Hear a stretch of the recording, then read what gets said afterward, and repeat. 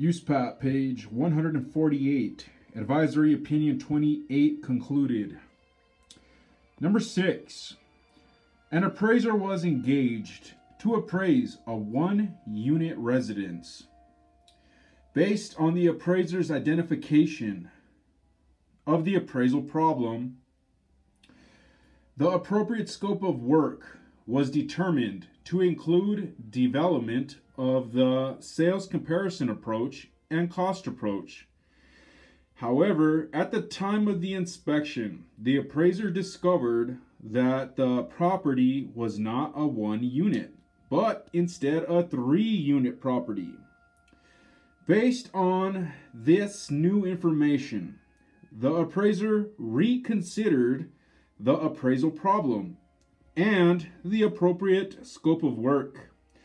The change in relevant property characteristics for the subject property significantly changed the appropriate scope of work. The initially planned scope of work was no longer suitable and would not produce credible assignment results. The type of data to be researched and the type of analysis to be applied changed when the property type changed from a single unit to a 3-unit. A new appraisal problem requires re-examination of the scope of work. The appropriate scope of work for the new appraisal problem includes an income approach, and the cost approach is not necessary for credible assignment results. The appraiser should consult with the client since the appraisal problem has changed.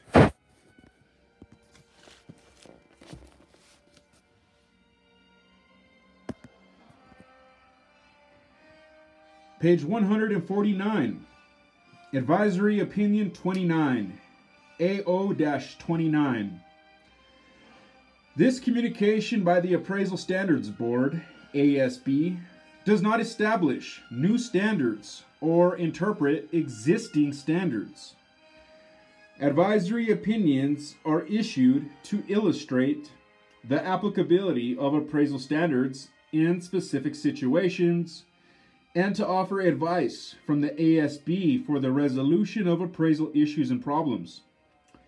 Subject: an acceptable scope of work. Application: real property, personal property, intangible property.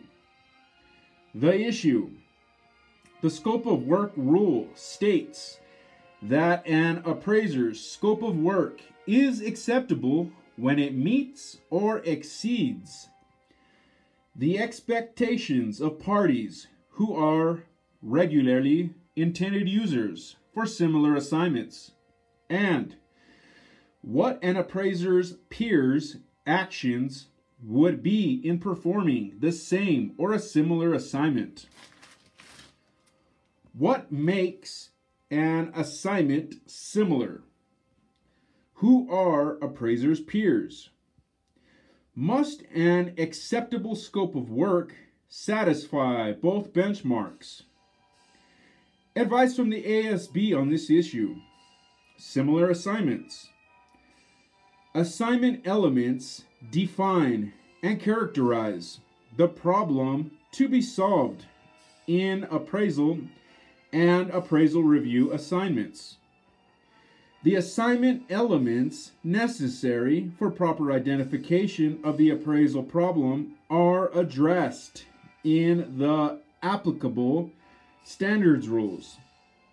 For instance, SR 1-2, SR 3-2, SR 5-2, SR 7-2, and SR 9-2.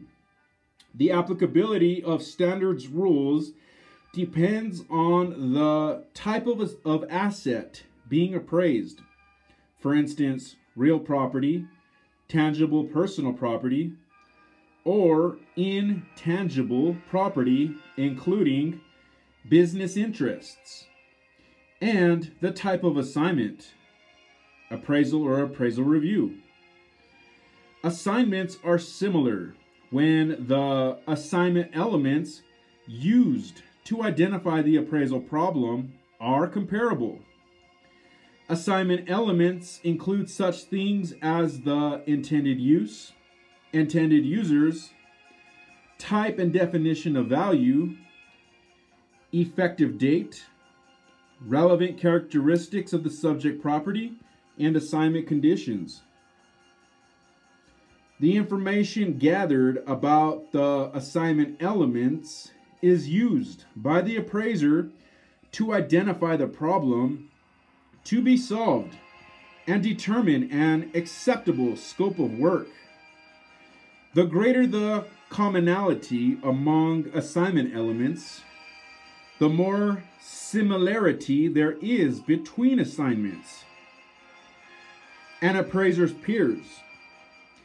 USPAP defines appraiser's peers as other appraisers who have expertise and competency in a similar type of assignment.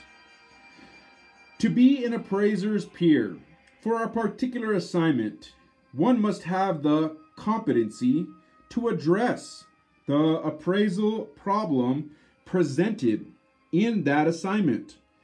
This includes the knowledge and experience to properly identify the appraisal or appraisal review problem to be solved, determine the type and extent of research and analysis to include in the development process, and perform the required research and analysis properly.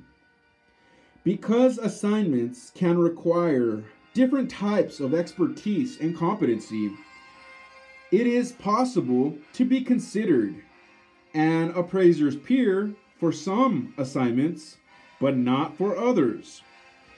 Identifying an appraiser's peer is always done in the context of a particular assignment. Within appraisal practice, there are three disciplines: real property, tangible property, that was actually tangible personal property, and intangible property, including business interests. And within those disciplines, there are many areas of specific expertise. An appraiser can have a focused area of expertise and competency, or a wide variety of expertise and competency. Merely holding the same type or level of credential does not make one an appraiser's peer.